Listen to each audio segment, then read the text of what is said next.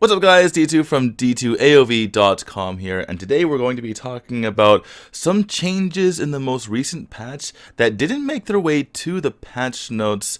Now, I'm not sure if these changes were intentional or not, but we're going to go over them anyway because it's important that you guys know about these changes so that you can properly deal with them in your games. I have spotted 3. Let me know if you know of any more down in the comments. But without further ado, let's get on with it and let's start with the insane minion damage that we're seeing. Now what you're looking at on the left is footage from the training mode in the Malaysia, Singapore, Philippines server, and on the right is on the Tencent server in North America. And as you can see, the damage is ridiculous. This is over double the damage. And that means you really have to keep in mind your positioning when you're taking out those waves. You cannot be tanking them anymore. It also means that if you take out a minion behind their tower, for instance, and you have like 1 HP left and there's a minion wave coming, you might actually die to that minion wave. We've seen so many kills by minions in this patch area, so you really have to be careful. And keep in mind that the range minions, and in particular the siege minions, do more damage. It's something that I didn't even realize until recently, but now you have to actually keep that in mind. You can tank the melee minions a bit, but not so much the range minions. Another thing is that the towers deal a little bit more damage to the minions as well. They 3-shot them rather than 4-shotting them, which is very interesting because the minions seem to have the same stats and so too do the towers. The heroes don't actually take more damage from the towers right now, which is very interesting. The next changes have to do with Florentino.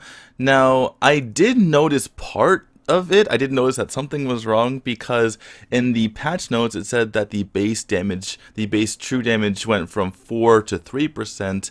But I also noticed that they were being a little bit fast and loose with the bonus AD part. It said it went from 1 to 1, when in fact the old version said 1.4%. So that got nerfed as well, the scaling off of bonus attack damage. Now what I didn't notice is that, or in fact they didn't write this at all, is the fact that the base damage for the attack itself also went down 50 in the early game, and as you level up it goes down 125 for your first attacks and then 100 for your third attack, which is actually 2 attacks, so it's down by 200 damage. So that is actually a pretty significant nerf, and nerfs Florentino way more than we initially suspected. Obviously he's still going to be a very powerful hero, but it's not just his ability to kill tanks that's been dampened, it's also his ability to deal with squishies and be able to duel in the early game in that Darkslayer lane.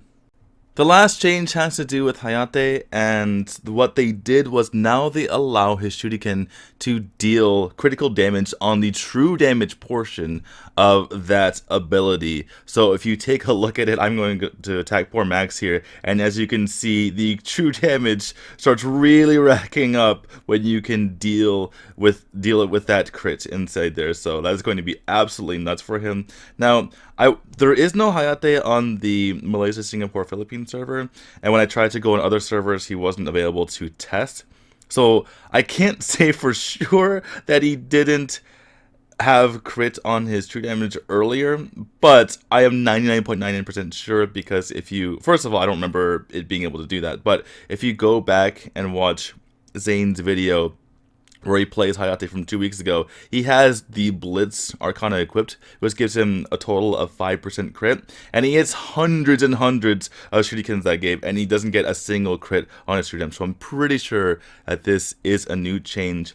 It also changes his build because people had mapped out, they had done the math and figured out what is the exact amount of damage that you, or excuse me, the exact amount of attack speed that you need to hit the threshold of 150%, so you get the perfect 9 shurikens when you throw them out.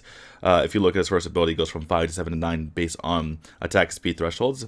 And what they did was they put on Blitzblade, Fafnir's Talon, War Boots, and then his natural scaling and Arcana, and then you pass that 30, or excuse me, that 150% threshold. Now what you can do, instead of going for those, you can go for Slick Sting, Devil's Handshake, and the boots, and your Arcana and your scaling, and that provides the same thing, but now you get to be able to deal that crit damage. So now his build changes significantly, and you're probably going to be putting things in like the Clavis Sancte as well to make sure that you get the extra crit damage on those. So it really changes his build and changes what Hayate is capable of doing. He used to be kind of very similar to Valheim in that you just build Frost Cape and you kind of are just really annoying and provide a lot of slows for your team, but not all the damage.